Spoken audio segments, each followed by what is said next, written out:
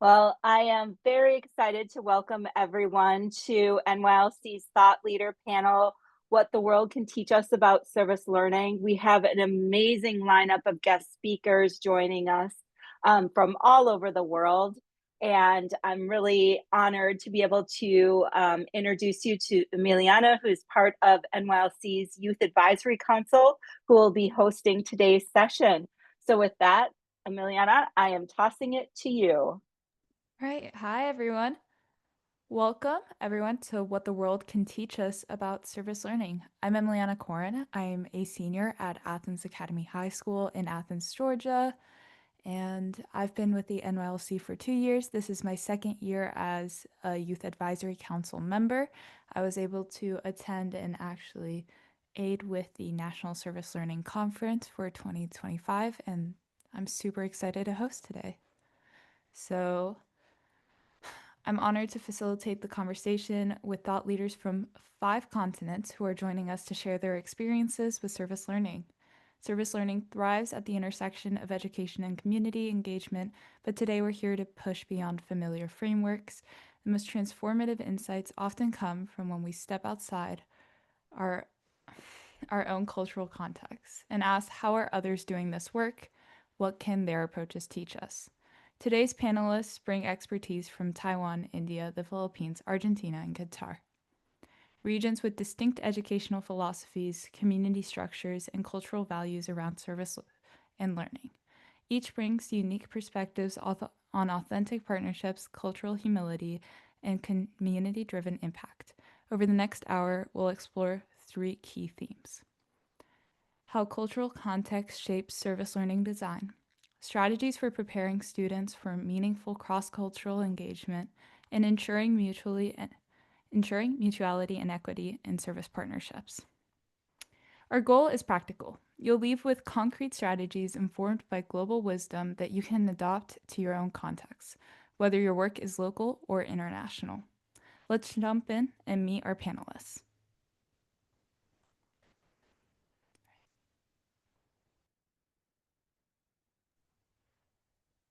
Start with Eric.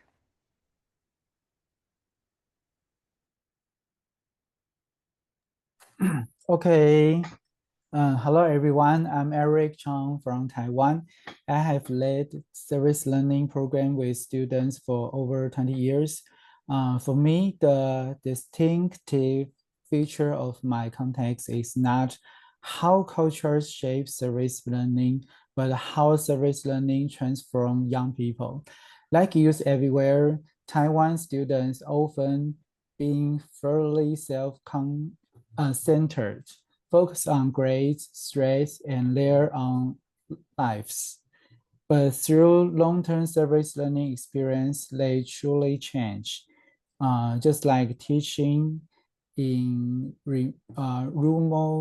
rural Taiwan and providing Chinese language learning in Chiang Rai, Thailand. And we do lots of outdoor education like hiking, tree climbing, river tracing, and camping through leave no trace principle. And over time, I find my students they more empathetic, more responsible, more caring. One of the most touching outcomes happened in Thailand.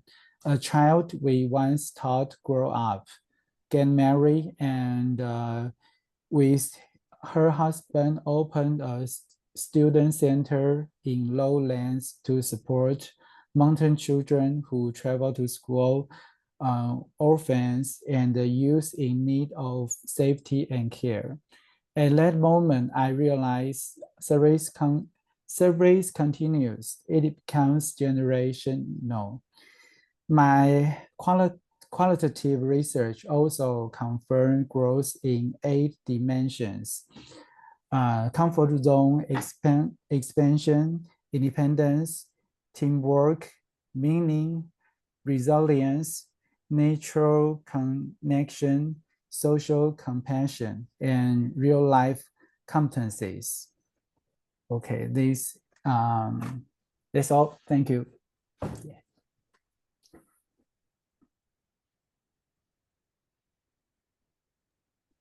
Anshul?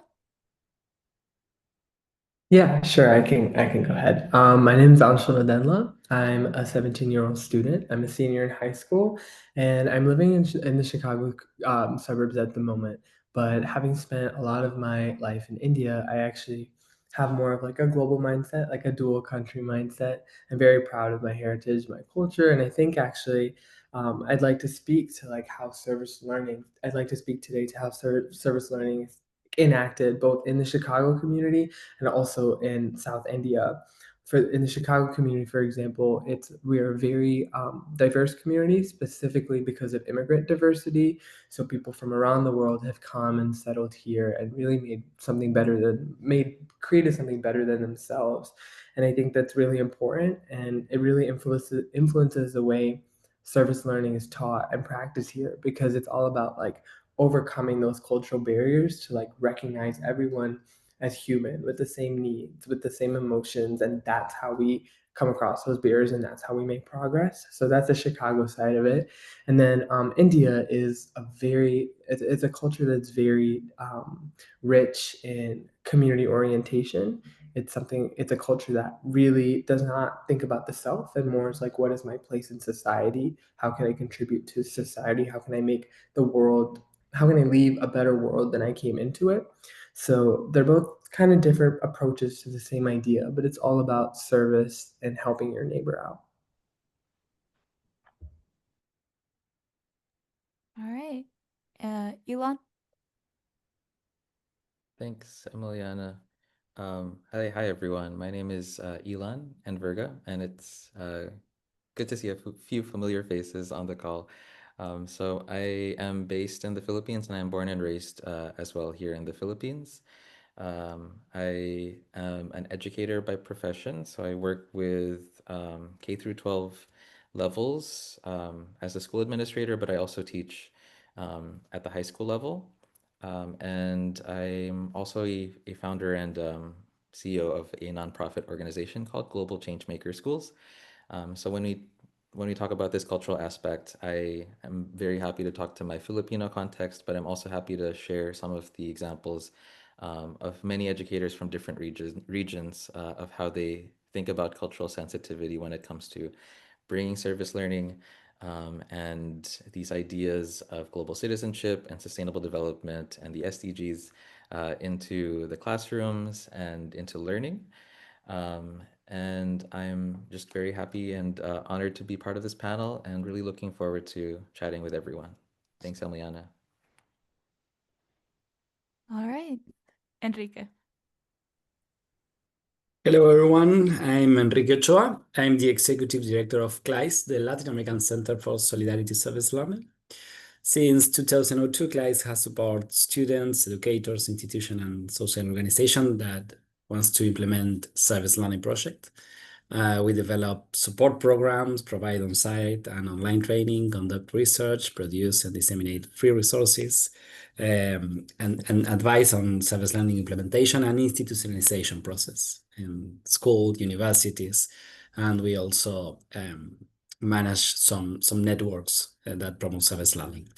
For I don't know, for some cultural or regional context, I want to share with you the key difference for us in Latin America is the addition of the adjective solidarity, solidario, solidario in español, in Spanish, which explicitly defines the nature of the service and the desired relationship with the community that we want to make. No, there is a breakdown of the Latin American approach and our own approach that will define reciprocity and community partnership differently from the traditional models. So the key word is solidarity. We make solidarity service learning.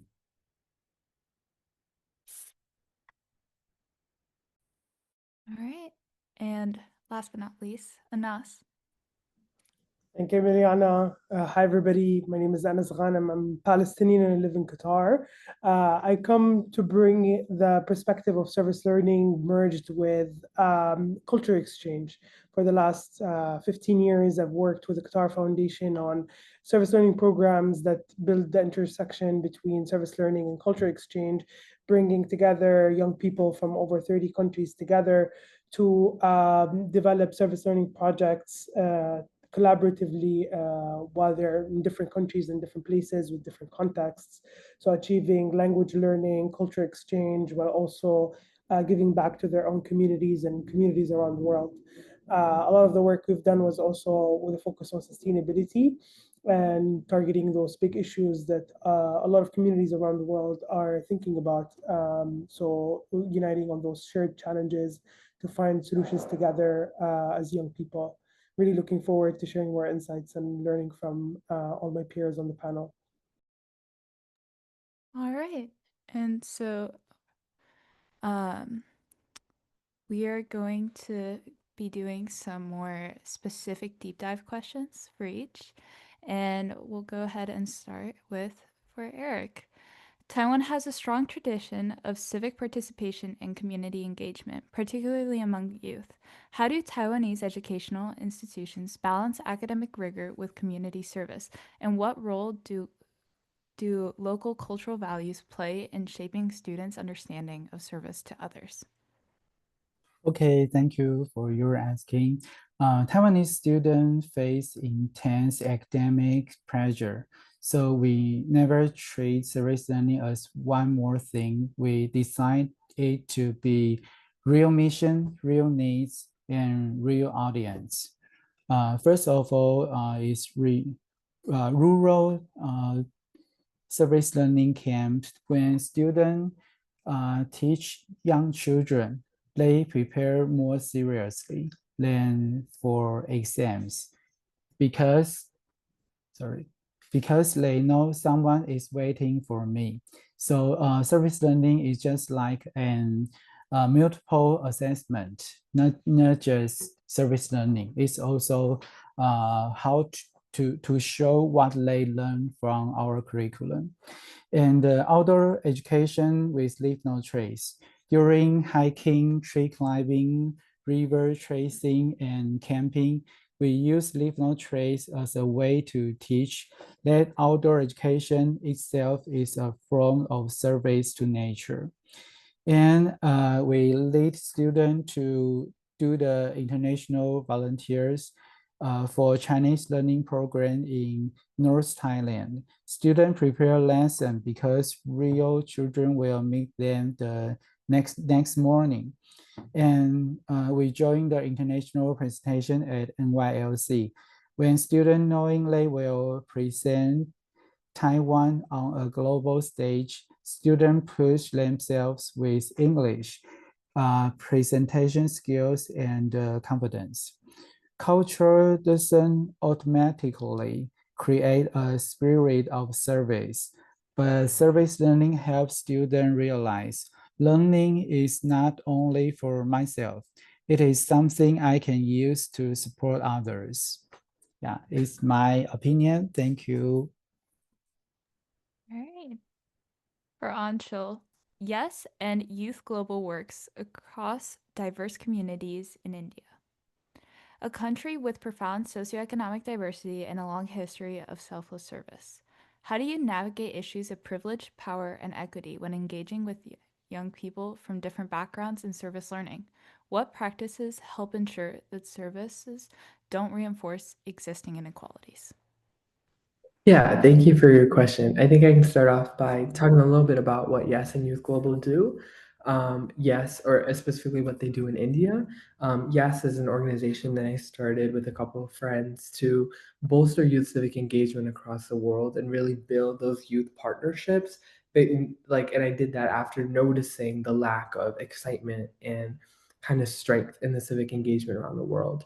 So what we've been doing in India, from the Chicago suburbs to India, we've partnered with a set of schools in South India, over 40 schools, to build chapters of Yes in those areas. and as such bolster the civic engagement of those students. So that's been the work that Yes has done in India. And then Youth Global is more of an international forum where students can submit editorials, opinion writing, research writing, policy memos, anything they would like on an international matter of their choice. We lean towards like geopolitical writings and stuff like that. So we've had a student or two and an expert from India submit to our website, write about their perspective on the world. So kind of while working in India, but also bringing Indian perspectives into the global international discourse. So I can focus on more on Yes to answer your question because I think it's a little more appropriate. But you're totally right to recognize that India is a country of deep socioeconomic diversity and also socioeconomic inequality. And that's something that my partners and I, yes, we studied and we understood before we went in, because we wanted to make sure that, yes, in our activities, that we weren't reinforcing any existing inequalities or any existing issues in the country. So what we did is that we made sure the students and the schools that we reached out to were grassroots schools that actually give a chance, give an opportunity to students who might not have it otherwise. The education system in India is very disproportionate in terms of like income and versus the quality of education you get. So we didn't want to reinforce that disparity by going to only schools with high income children and high income kids and just giving them the opportunities. We wanted to make partnerships with students who may not have had the chance before and really bring their voices from the ground up. So I think that's how you approach barriers like that, is like you go under it and you don't embrace it fully. Thank you. All right. Elon, the Philippines has a rich history of communal unity and cooperation. At the International School for Better Beginnings, how do you prepare students from various cultural backgrounds to engage authentically with local communities? What does cultural humility look like in practice in your service learning programs? Thanks, Emiliana. Yeah, so I'm not sure how familiar we are with the Philippines, so just a little bit of context. So yes, we are in the Asian region, but historically and culturally, it is quite a melting pot um, after all of our our long history of colonization. And what I will mention, and I'd like to thank Emiliana for mentioning that we do have this built-in value or mindset in the Filipino culture that has gotten stronger and stronger through our colonial past. That includes this idea of shared unity. And I would love to share the Filipino word to all of you, and the word is bayanihan. And I'll type it in the chat just so you can visualize it with me. Bayanihan, yes. So I'm just typing it in the chat. And bayanihan is really, it's such a special thing.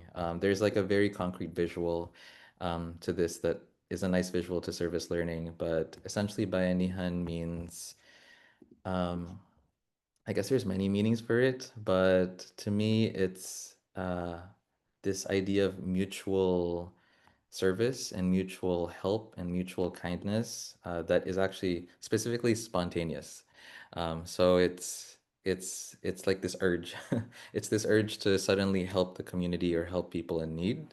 So the word is bayanihan, and it's like probably like our number one sort of cultural value that exists. So for those who also don't know, the Philippines is ranked like number one most climate or most at risk to climate disasters.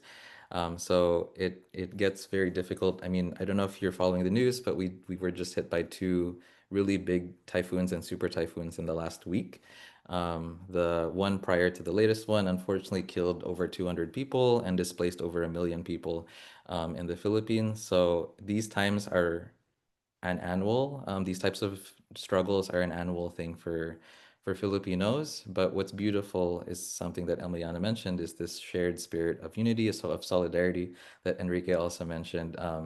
That I believe is very strong, and that was an easy starting point for us to bring service learning into schools because it was a natural mindset and value that existed. And I think anyone, wherever you're from, when we bring service learning into our classrooms and into our schools and learning and teaching, it's always great to start from an entry point that exists within our culture and our community.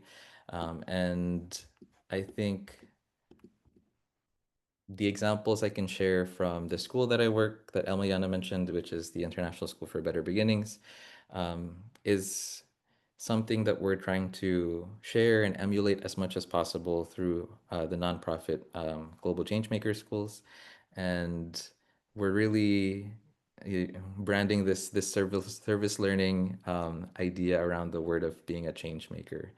And Emiliana, please cut me off if I should stop talking. But okay, I saw you unmute for a second, and I'm just mindful of time, and I want to hear from the other speakers. But our mission is really to bring this spirit of Bayanihan all across the world, and I think in different regions we all have our own word for it. And I think in Africa we've heard of the value of Ubuntu, and again this like shared this shared space and this shared effort. And this is something that for very long has become an abstract idea that educators have longed to, really tangibly bring into education. And I'm very happy that things like service learning make this, community service and kindness and helping others into something tangible. And our mission is really to bring this into academics. And it's something that I hope becomes a takeaway for those on the call, is we've managed to bridge, service and academics. So learning about, for example, mathematics, uh, our grade 3 students, for example, learn about, if everyone remembers, like perimeter and area in math. So they would learn about these simple topics, not through like random examples, but they would learn about perimeter and area by learning about farmland area. Because in the Philippines, one of unfortunately, the careers that is the poorest are farmers. So what our grade 3 students do as a entire like group of students through their guidance of the teachers is they learn about the issues happening in the Philippines around impoverished farmers, but they're learning it through the concrete perspectives of the different disciplines in academics, so math, language, science, social studies, etc. And so they learn these basic competencies that we all learn in school, but now in this context of, as a child being like, these are the real issues happening around me. How can I connect with my community and make them as culturally respectful as possible? And what can I do to help? And I find that bridging these two sort of hits two birds with one stone. We're not necessarily making service learning an extracurricular or something supplementary, but something that tries to normalize this idea of change making and being a good person, because it's something you talk about every day for, let's say, 13 years of your life. Happy to share more examples, but I'm mindful of my time, so I'll try to jump in with some more examples later. Thanks, Emiliana. Of course. Yeah. So moving over from one word of importance in the language to another, we're going to talk about solidarity again with Enrique. Clays has been a pioneer with solidarity service learning across Latin America, where community togetherness and social justice are deeply embedded in educational movements. Can you share how the Latin American approach to service learning differs from North American models, particularly in how you define reciprocity and community partnerships? Sure, it's a great question. As the distinction between the Latin American approach, known as solidarity service learning, as I mentioned before, and North American model is often conceptual, focusing precisely on the idea of partnership and reciprocity. While the concept of service learning, the term in the States and in Europe has a long tradition from the 60s and go on. The Latin American approach is newest, but it take a full record of experiences in universities and schools I will say for at least a century in Latin America. And with the concept of, or with the traditional concept of service learning, we have a problem with service. Like the term service can carry connotation of paternalism or welfareism in some context. Even early North American academic debate point to the need for a critical service learning or justice-oriented education model, because we need to avoid some naive views of the reality. No, so the solution for or the best thing that we can say from Latin America is the use of the term solidarity service learning aims to differentiate the practice from paternalistic or clientelistic form of service. The term solidarity is a term commonly used in Latin America, referring to the communal feeling that opposes individualism and that implies concern for the well-being of others, right? So solidarity is a framework for justice. In the solidarity service learning perspective, solidarity is defined as an attitude of permanent encounter with others, and the service is especially manifested in the defense of the life and the rights of the most vulnerable. It assumes a shift from focusing on isolated acts of generosity to creating a new mentality that thinks in terms of community. So to define reciprocity, as you mentioned, I will say that we will move from benefactor to co-beneficiary. So the core of the Latin American approach to reciprocity lies in transforming the perceived relationship between the provider, the students, and the recipient, the community, into a mutual beneficial exchange. So it's more horizontal than in a paternalist or in a vertical link. So we need to learn from the community. We need to be ready to gaining the wisdom of life, the experience that the community allies can offer to our students. And even when serving in context of significant economic or cultural disparity, everyone is deemed capable of giving and receiving. So we have many experience of schools and universities working with the communities, and learning and receiving much more than they actually give. So the community need to be a co-protagonist on its own development. In the best project, both students and community are conscious of being co-protagonists and co-beneficiaries. There needs to be a dialogue, especially in the diagnosis. When we're planning the service learning project, we need to make a participative diagnosis with the community, because without the diagnostic step, educational institutions risk offering a service they assume the community needs, but it's not what they really needs.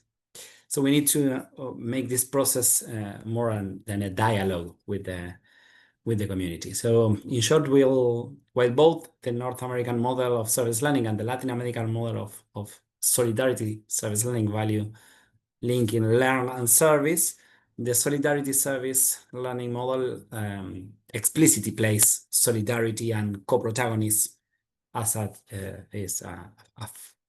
don't know, the core of our idea, a fundamentally challenging and to avoid to assist just the community, but to give them tools and to generate the rest of the project be in their own hands. Right.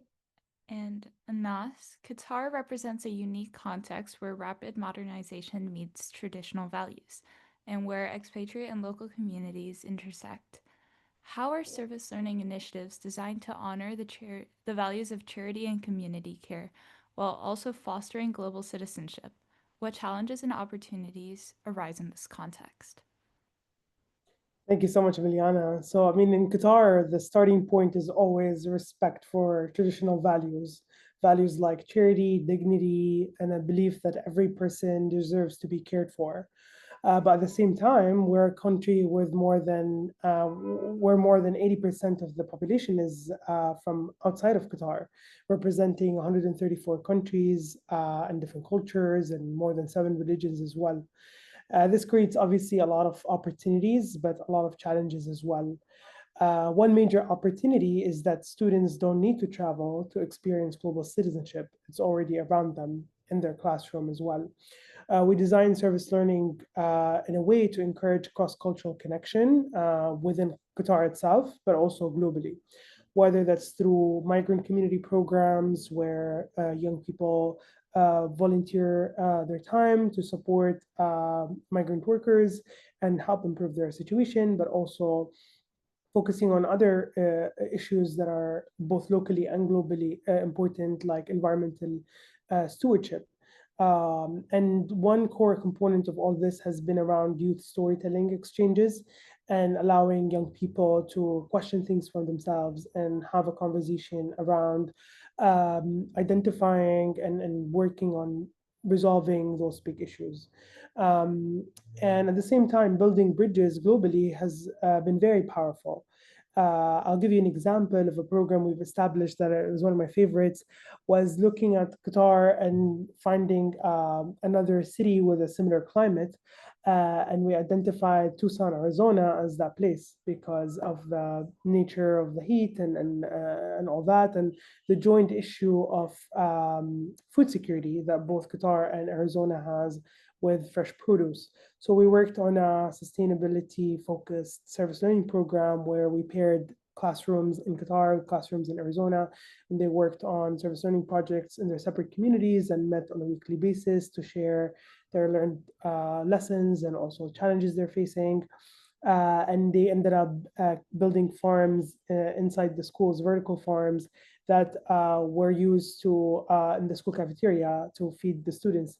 So it came on full circle and it allowed the students to connect, even though they're so different and so far away, through this shared challenge and come up with a shared solution that they did together. What we've learned is that we have to also be very intentional about mutuality, ensuring communities are not just recipients of help, but designers of the work to resolve a lot of the challenges that come through with such a complex, diverse community. This is where storytelling has become a very powerful tool, allowing people to come in and share their own stories, but also listen to other people's stories to allow them to define the needs of the community, set goals together, and build hope to resolve issues that they are all facing. And our role has always been around listening and co-creating an environment to allow young people to think for themselves and come up with solutions together and amplify those solutions and not direct them. So those are some of the challenges and opportunities we've gone through. All right. All of those were wonderful answers. I've learned so much, and I've learned so much from so many different places. So we're going to be moving to a few questions that are open for all of you to answer. But let's about global integration. The first question is about reflection. Reflection is central to service learning. How do your programs structure reflection to help students process cultural differences, examine their own assumptions, and develop a deeper understanding? Are there reflection practices unique to your cultural context that others might learn from? Eric? Okay, thank you, Emiliana. Reflection is central to all our programs. We guide students through 3 questions. What did I observe? What did I feel? Who am I becoming through this experience? Our reflection tools include leader of the day reflections. We ask students to be the leader, and they need to arrange everything during that day, and we will do the reflection about the student. And reflection circles, just like 4F: facts, feelings, findings and futures. And we also ask students to write the journals or make the video journals. And sometimes we use story and metaphor reflection or active reviewing. It's a lot of fun. Student can use their body or some tools to do the reflection. This helps students move beyond doing surveys to truly understanding how am I growing through cultural difference. Thank you.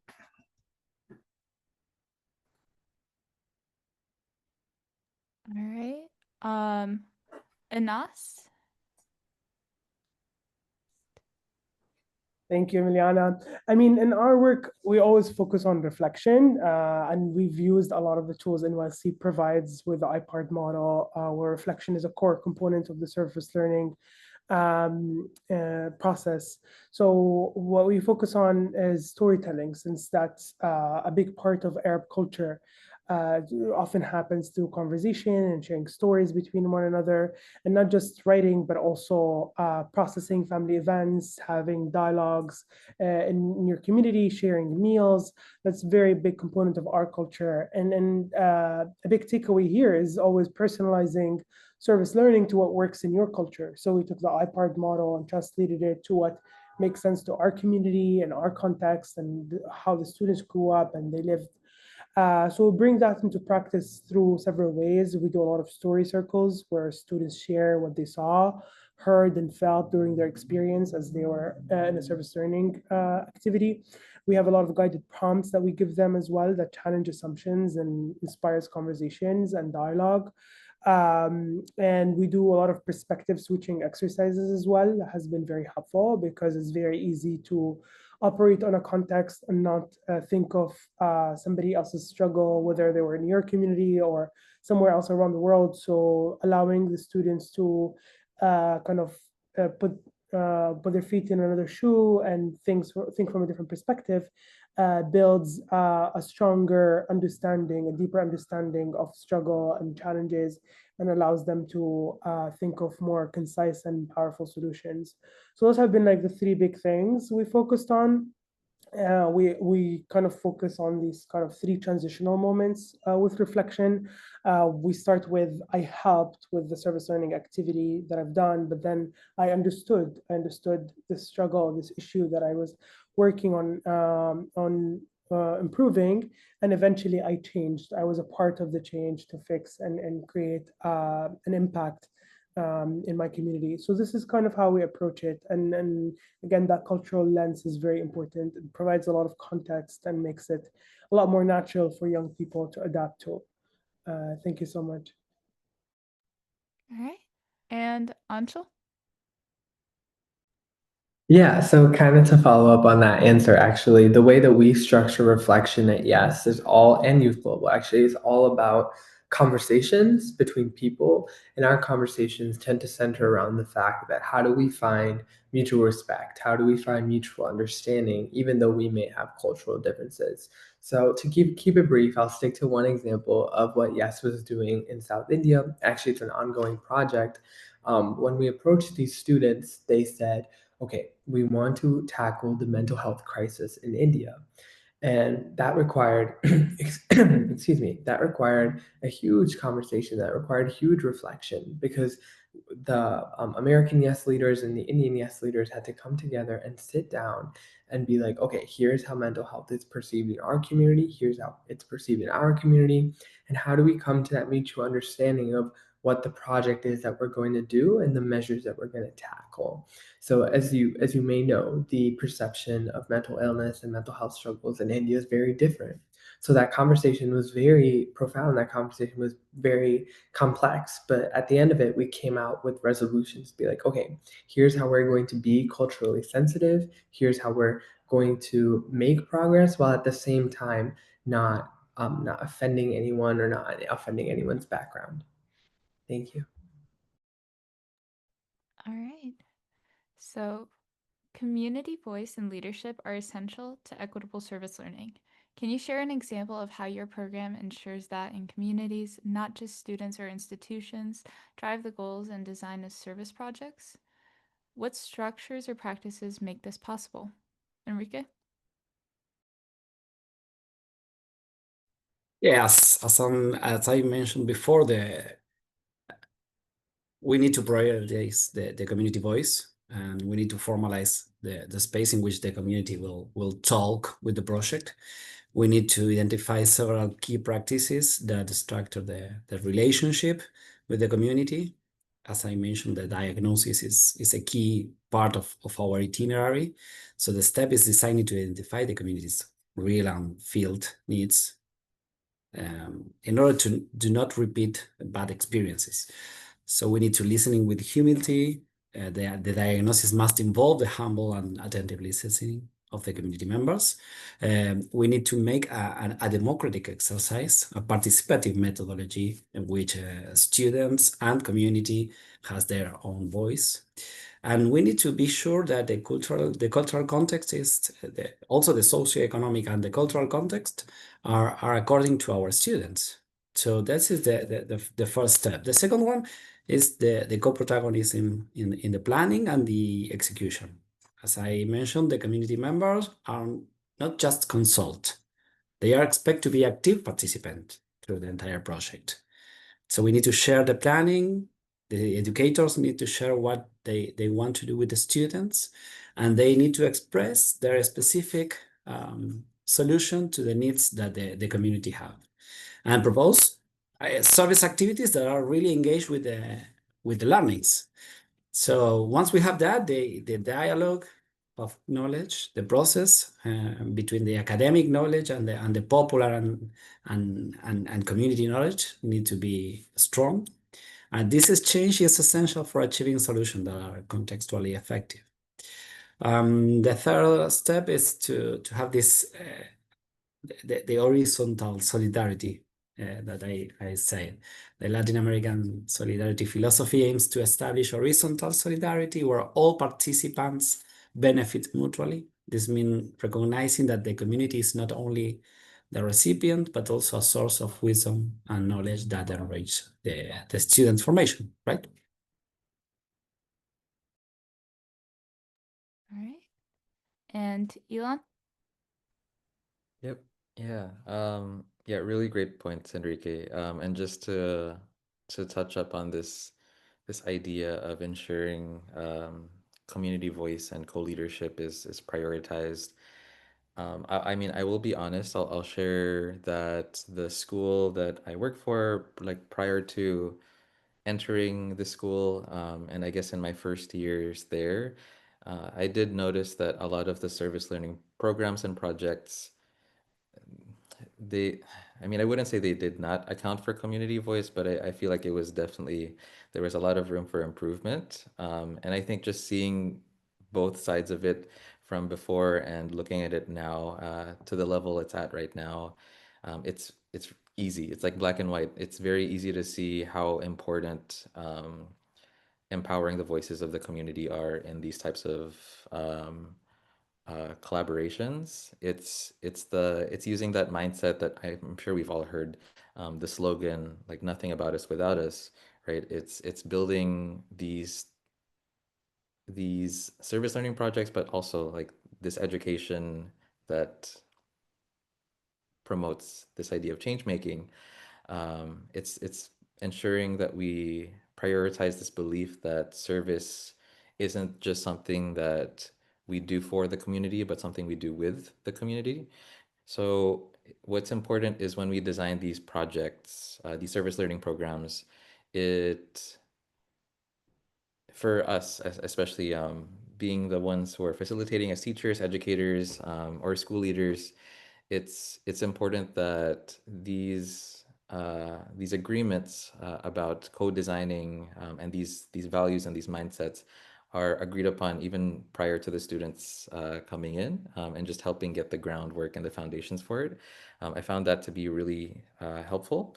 And what's really cool, I guess, to share specifically as an example from our school is each grade level from K through 12, they work with a different sector. They'd work with a different community, primarily marginalized communities, rural communities. Earlier I mentioned impoverished farmers in the Philippines, but it's a full range from persons with disabilities to elderly people, to indigenous communities, and so on. And what's been really valuable for us is ensuring and prioritizing that students conduct, from the very start of the school year, they conduct interviews, dialogues, immersions, and learning exchanges with the communities that they're going to be working with for the rest of the school year. And for us, that was a no-brainer. It was the perfect way to start these types of service learning projects or change-making projects, because it set the foundation that is a foundation that is, and I'll use the word of Enrique, which is like horizontal. Like it's very equal, and everyone has this equal voice and stake in what we're trying to do and what we're trying to achieve. And like a really cool example with, for example, our grade 10 students, so high school or secondary level, is they work with persons deprived of liberty or prison inmates. And from the very get-go, from the very beginning of the work that they do each school year, they always start with dialogues and hearing about the struggles and challenges that they go through and what their aspirations are um, within their respective context. And it's these conversations that lead uh, this this community to help define what the goal should be for the service learning projects of the students. And so it came from the PDL for short, the PDL themselves, that they needed support with marketing because the PDL were creating products that they wanted to be sold so that they could practice having a new sort of source of income as opposed to, criminal ones. And there were a lot of really great conversations that came out of this. But again, it's just the bottom line of having the students not become these saviors, and having the savior mentality when it comes to service learning, but actually being a co-facilitator of the mission and of what the shared goal is. So I will stop there because I'll get too excited sharing more examples. But happy to continue talking after. Thanks, Elmiana. Yeah, of course. My next question is for everyone. If you could share one best practice or lesson learned from your context that you believe would strengthen service learning anywhere in the world, what would it be? Eric? Okay, thank you, Emiliana. The best practice I want to share is not just one curriculum, it's about a spiral service learning. It is a spiral of curriculum, roles, perspective, and responsibility. And we will lead students through some core stages. First of all, students need to choose our curriculum by themselves. It's about challenge by choice. And then teacher and student will create curriculum, just like co-creation. Yeah, not just not just teacher make curriculum for student. Teacher and student will collaborate for the curriculum. Then we made the curriculum became a service learning for teaching in rural Taiwan for younger children. And then students need to make a performance to when they end their service learning, they need to share their experience to other people, make more people know about rural Taiwan situation. And we even lead students to join the NYLC conference in US, so they can share the rural Taiwan needs to more people. And it's like a spiral. Yeah, student create the curriculum and they do some action, and then they can have some result to share to other people. And the student we served also grow up. One of the most powerful outcomes is this: a child we just like I shared, a child we once served in Thailand grow up and get married, and with her husband to open a student center to support uh, uh, more children. It shows me service can become generation. Young people became the next agents of change. Thank you. All right, Anshul. Yeah, so I think one lesson I learned, and I'll stick to the Chicago context for this question, is that, and keeping in mind that Chicago is a very diverse community in terms of the groups that have settled here from across the world. I think the lesson that it taught me was that really service learning is possible regardless of the cultural barriers that exist. You just have to put in the work to overcome them. A specific example I can think about is definitely 2023, 2024, when the Russian incursion in Ukraine sent a bunch of refugees, Ukrainian refugees, and a lot of them came to Chicago.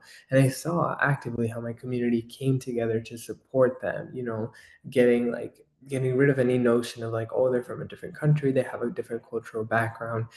That wasn't an idea at all. The idea was these people need help. Let's come together, let's coalesce and help them. So learning from that, living in this community, I see that as long as you put in the work to overcome those cultural barriers, to see people as just people, that we really can implement service learning in any community. All right, Elon. Yeah, really good practices so far. I think mine is really closely connected to what Eric was sharing. And so that's why I'll keep this brief.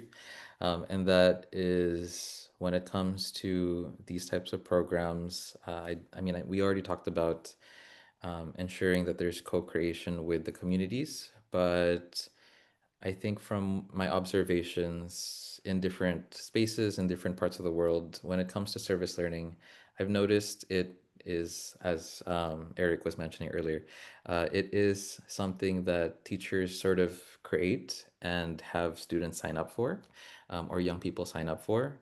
So I will share the encouragement and the recommendation, and I guess the best practice that the best programs are the ones that are co-created with young people and with students themselves, the people who are going to run it. And for many reasons, this works, and it's a really valuable strategy. Obviously, we know that young people bring innovation, creativity, but I think when it comes to many educators, and it might not be the people on this call, the people on this call might already sort of be a bit more advanced when it comes to this type of mindset shift. But I guess it gets pretty easy for adults to underestimate young people and underestimate students.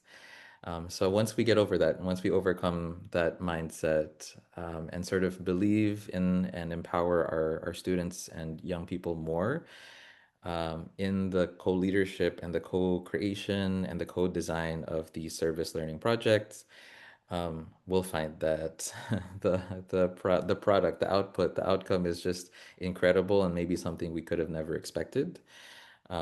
And I think for a lot of educators, the idea of meaningful youth engagement is somewhat understood, but um, yeah, I'll keep this quick.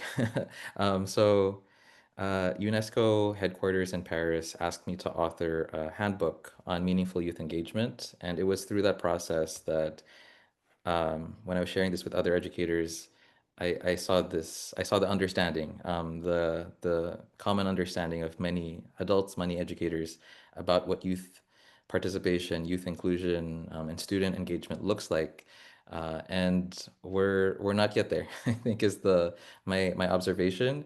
I know this handbook is literally about to be published like in a few days, and I'll share the link with the organizers, with our colleagues in NYLC, and make sure that everyone here gets it. But it's a public resource and a public tool.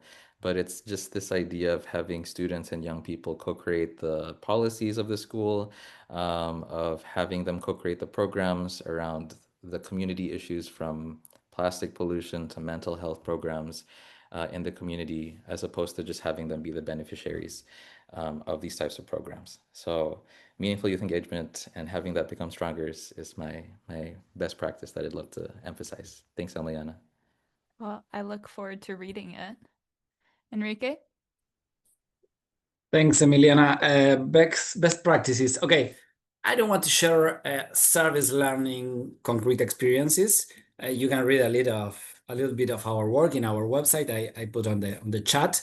We have manuals and we have many publications on experiences.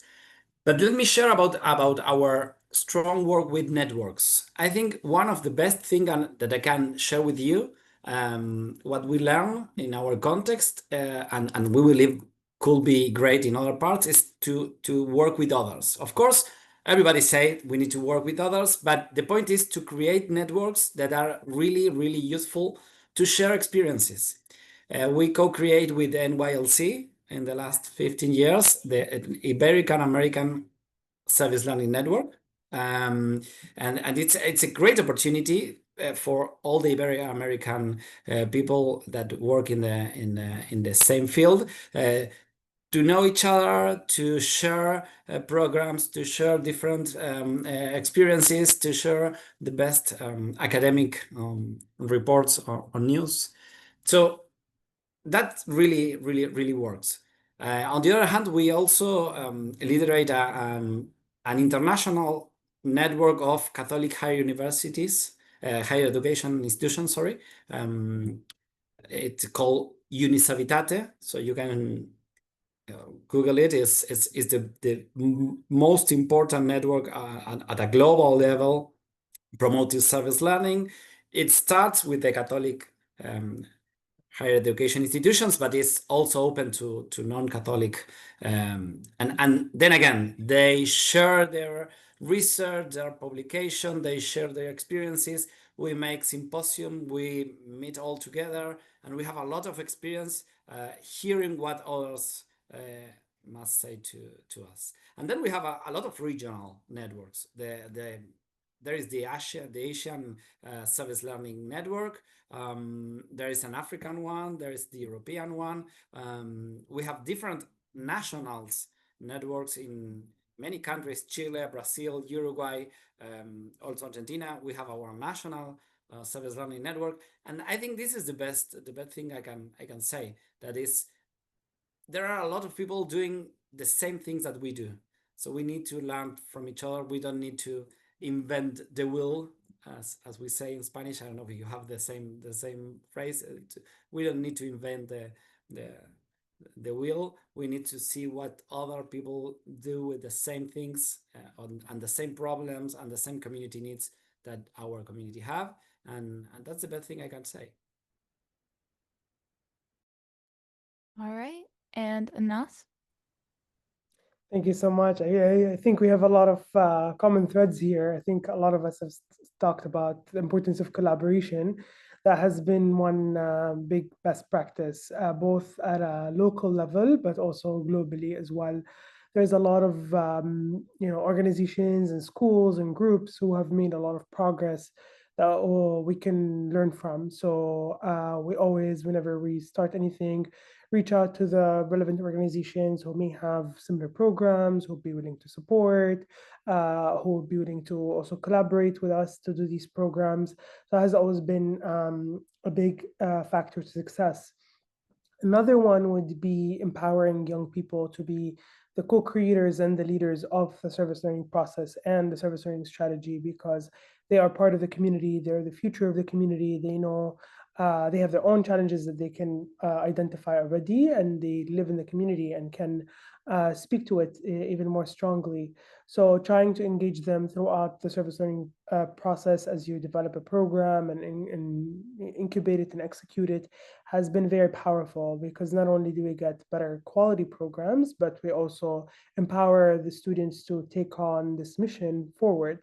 Because I think one of the big realizations that we need to have as part of service learning, especially for a younger group of students, is that we have a big responsibility here on teaching young people how, giving them skills to identify problems, think for themselves, lead, collaborate, learn important values, and be part of the change process. So you have to inspire them and empower them to be in every step of the journey, so they can design service learning programs that look through a lens of respect, with a lot of listening and cultural sensitivity where it matters, that transforms the work that they do and prevents tokenism and builds trust between them as young people, but then as members of the community themselves, which is the real currency of impact. So those would be like two quick lessons learned I would share. All right. Thank you to our incredible panelists for sharing their wisdom and their lived experiences. What we've heard today reminds us that service learning isn't a one-size-fits-all model to export, but rather a dynamic practice that must be locally rooted, culturally responsive, and community-led. The global classroom doesn't teach us to replicate, it teaches us to listen, adapt, and co-create. I encourage everyone to reflect with on which insights resonated most with you in your context. Identify one practice you heard today and explore it further. And finally, to reach out to communities you serve and ask, what do you need and how can we learn together? Thank you so much for joining this global conversation.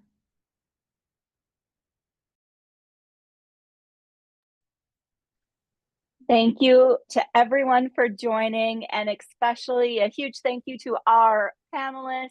Thank you for either staying up late, getting up early, taking time out of your day. And Emiliana, a huge thank you to you for your facilitation today. We hope you will all join us for our next Thought Leader panel in January. But otherwise, have a great rest of your day, everyone, or get some good sleep. Thank you. Bye-bye.